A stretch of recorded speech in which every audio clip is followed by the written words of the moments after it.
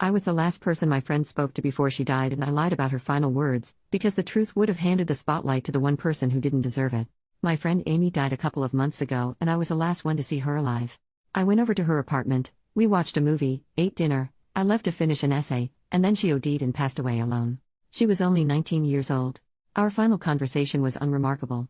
I said it was good to see her, thanked her for the food, we made plans for the sports we were going to play together the following week. I told her I would send her a bread recipe we had talked about, and she said she was excited to bake it to bring to a potluck that was coming up. She wished me luck with the essay and I said I would try, but Brian, my roommate, was always loud and distracting, so hopefully I could get it done before he came back from clubbing.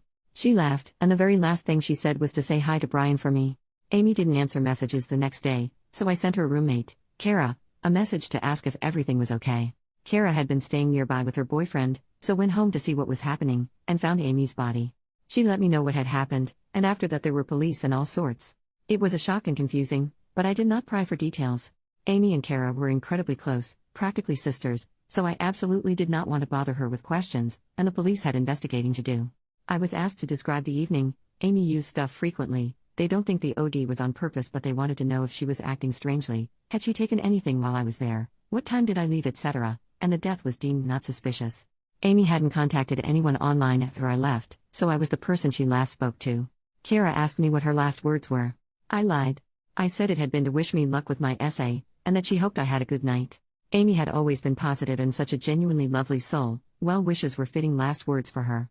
I didn't say anything about saying hi to Brian. Why I lied? Brian can kick rocks. There is a running joke among some of my friends about Brian's magical ability to make everything about himself.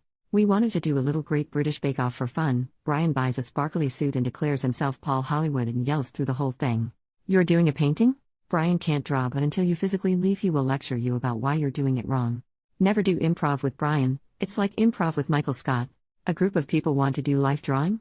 Brian finds a way to be the naked model. Any birthday features speeches and songs performed by Brian, whether you really know him or not. Someone was going to come out as gay and was planning a little picnic for it. Freaking Brian decided to come dressed as a drag queen to take the pressure off. Whatever sport or instrument or language you try to learn, Brian will insist he is better, or would be better if he tried to learn it, which he won't. He physically can't stand to not be the center of attention. I do not like Brian. I cannot wait to not live with him anymore. He thinks of himself as charismatic, and at first he truly seems that way, but over time you realize it's all just volume and narcissism. That said, many people do still like him, life of the party and all, while his older friends grow to despise him and gradually exit the group. I was one of the first people to find out that Amy had died, and that evening I called my best friend to get it off my chest, and because I needed to vent feelings. Brian heard. I should have been more careful, but I wasn't in my right mind. He asked for more details. Why did he need more details? Because he had already started drafting a mass message to send to all of Amy's friends to let them know that she had died. Amy and Brian met maybe twice ever. I told him he couldn't send it. This was on the day I found out. The police were only just involved. We didn't even know if her parents knew yet. He went off on a whole explanation of how he could find them on Facebook and could check land records to find their house and go there in a suit with a bunch of flowers to sit them down and properly inform them. I said the police would tell them, or Kara. As I said, Amy and Kara were close. Kara is from another country, so spends summers with Amy's family, practically like a second daughter. Why on earth would Brian, a total stranger, be a more fitting messenger? He said he had thought that he should get to be the one to tell them. I remember it well, because freaking get. For non-native English speakers, you get to be player one, you get to have an extra piece of chocolate cake, you get to dress up, you get to have a little treat that you want. You absolutely do freaking not get to tell someone that their daughter has died. This anti-Brian rant is getting too long. He held off on telling most people until after Amy's parents put out an official statement, though then gloated about having known about the news beforehand. He seemed to think that he would be able to speak at her funeral, but compromised and spoke instead at an informal gathering of friends that we held to honor her. He gave several speeches which, if you weren't aware that the two barely knew each other, would make you think that they were very close. He led a number of vigils, events, gatherings, which, yes, were a good morning opportunity for many people, but I'm too far gone with disliking him that I can't see it as anything other than him trying to gain an ownership of the situation. We put together a fundraiser in Amy's name for a mental health organization she had used, and Brian was upset that he was not listed as a contributor. He did not donate. We had a book where anyone could write about their memories with Amy. Kara wrote a half-page, while Brian wrote 2.5. I do not like to lie. It makes me feel sick to my stomach. A couple of months have passed and the knowledge that I actively lied about Amy's last words is gnawing at me. It's so small and stupid, but I didn't say hi to Brian for her. I said I would. She made her last ever request and I'm denying it. I'm sorry for the paragraphs about what a massive jerk he is, but I hope it demonstrates my point. This is what he is like. This is how he behaved, thinking a mutual friend he'd only met a couple of times had died. Imagine what he would have been like if he knew that her last words were about him. I confess, channeling my negative feelings into hating how he has turned this into a main character moment has channeled them away from me and the obvious fact that I left her alone to die. I think my anger at myself for the lying might be part of the overall guilt I feel about it, but that's what therapy is for. Thank you for reading. I have given this a lot of thought and I'm not going to tell anyone what she said, but I needed to get it out of my brain and into words.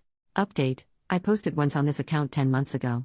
My friend died and I did not pass on her final words because they were about my asshole roommate who, despite not really knowing her, did everything in his power to make her death about him. Sharing the words would cause problems, but not sharing them was eating me up inside, so I told Reddit. I thought it would feel like screaming into a void and was surprised to find support and understanding. It helped me work through my feelings, validated my choices, and made me feel seen. Thank you to every internet stranger who read it and gave their love. I love you all. I was holding a lot of guilt as the last person to see her alive, and sharing my feelings encouraged me to seek therapy. Love especially to everyone who told me to do that. To address some comments, people had horrific things to say about Amy because she took recreational drugs. That's because of me, and it's brand new guilt to deal with. For the people saying fake story because names. In the original post, I wrote A, B, and C, but then it wasn't very readable, so I changed it to Amy, Brian, and Kara. For the people saying they were secretly best friends or lovers. No, they were not. He met Amy twice in group settings. Most of his speeches concerned a theoretical future friendship that was robbed from him. Also, she was gay. For the people saying no 19-year-old has that many hobbies, we went to societies together. It was only 2 or 3 evenings a week and we didn't have a high study load or jobs. I don't know why some people obsessed over that being impossible. For the people saying you're the one making her death about Brian. That's fair. My post turned into an anti-Brian rant. The grieving heart wants what it wants, and obsessing over my roommate being a narcissist got me through the first big wave of depression. And finally, for the people saying, you're making this all about you, it's my post. It's the Off My Chest subreddit and I'm getting something off my chest. Anonymously on the internet because it would be inappropriate and self-serving to do so in real life. Now onto the updates if anyone wants to know. I'm doing alright. Grief is grief, it gets easier every day except for the days when it doesn't. It's been a year since Amy passed, and I can now think about her without crying. Kara is holding up. She took time away from studying but recently came back. One of her family members moved to be near her while she finishes her degree, so she's got support and seems to be doing well. Amy's parents came down for the anniversary memorial. It was good to see them, but hard to say if they were doing better or putting on brave faces for her friends. They're keeping busy. Brian went and found new friends, something he does regularly. As fast as he took over Amy's memorials, he stopped, like a child bored of their new toy. After a month or so he decided he was over it and became passive-aggressive at those still mourning. I moved out and used advice from commenters to grey rock him out of my life. He bailed on the anniversary of Amy's death to go to a theme park and got upset that we did not delay the memorial for him to attend.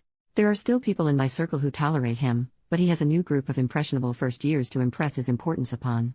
People wanting more stories about him. I've been journaling a lot and there's some good infuriating ones in there, so maybe I'll share them sometime, but not now.